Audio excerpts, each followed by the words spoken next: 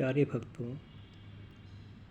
आज मैं तुम्हें श्री राम के तथा उनके भाइयों के जन्म के विषय में एक रहस्यमयी बात बताना चाहता हूँ। कृपया ध्यान देकर श्रवण करें। आपको विदित ही है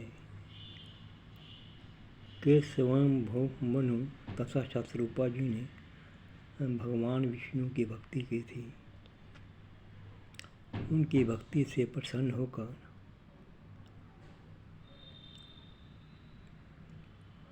भगवान विष्णु ने उन्हें दर्शन दिए।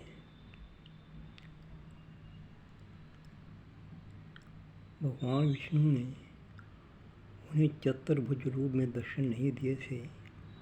उन्होंने तो उन्हें अपना परब्रह्म रूप ही दिखलाया था, जो निराकार है, वो ज्योतिर्मय है।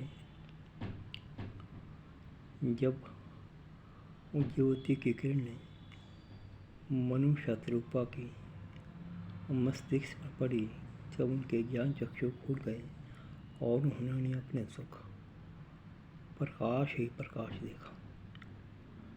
वह कुछ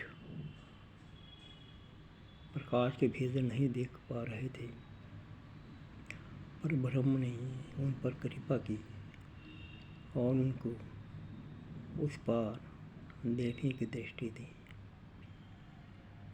उन्होंने पूछा, हे मनु, किस लिए तपस्या कर रहे हो?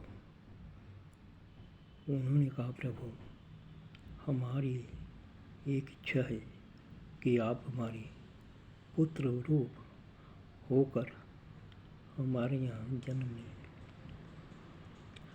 पर ब्रह्म ने कहा, हे मनु, मैं मानव देह कैसे धारण कर सकता हूँ?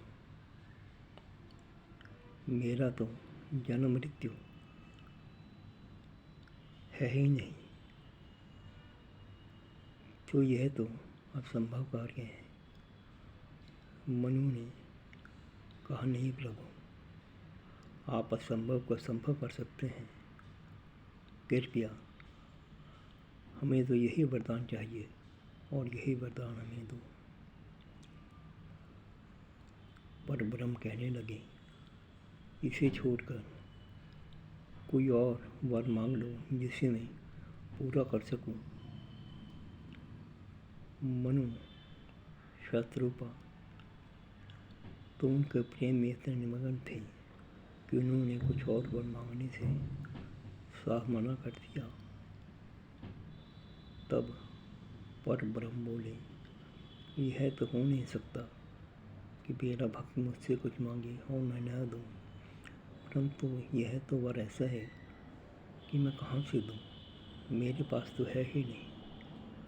उन्होंने कहा, मनु,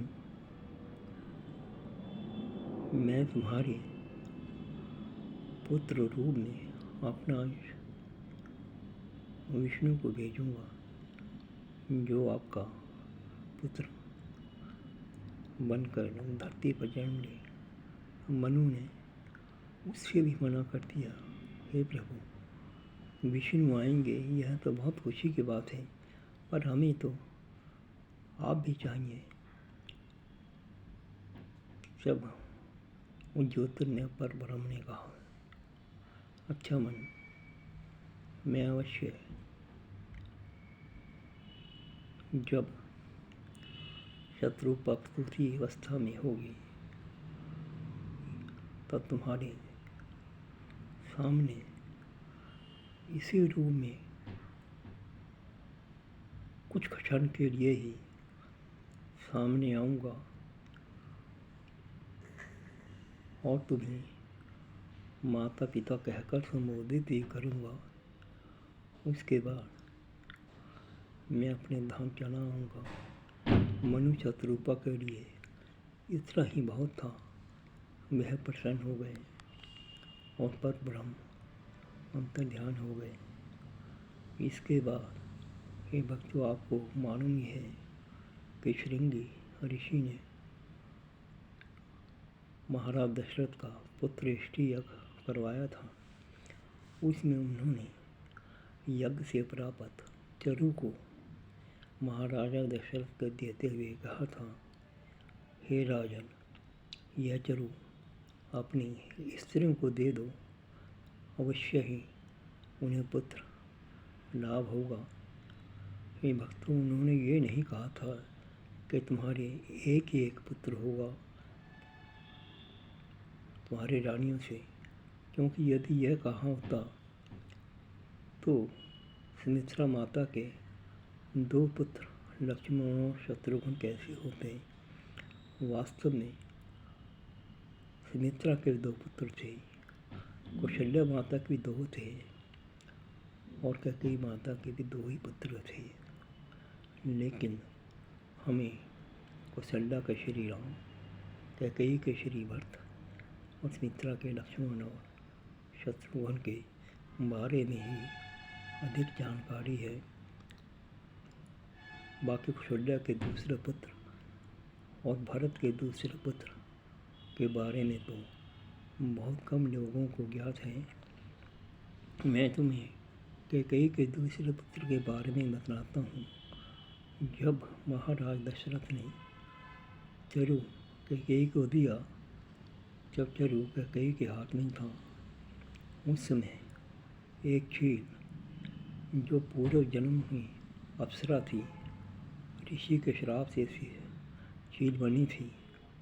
उसे ऋषि का यही वरदान था कि जब कैकेयी के हाथ से चरु लेकर अंजनी माता के घर में प्रवेश करवा देगी, तब तुम्हारा इस योनि से उद्धार हो जाएगा। चील ने वह अवसर जानकर कैकेयी के हाथ पर झपटा मारा और चरु का कुछ भाग ले गई। अंजना पर्वत पर भक्ति में लीन थी और वह चील ने उस चरु को उनके कान के द्वारा उनके भीतर प्रविष्ट करवा दिया, जिससे हनुमान जी का जन्म हुआ। रामचंद्र जी रामायण में भी हनुमान जी से यही कहते हैं, हे हनुमान जी, तुम भरत के समान ही मेरे प्रिय भाई हो, उतने ही प्यारे हो, क्योंकि श्री राम जी तो जानते थे कि यह भरत का ही सका भाई मेरा भाई है।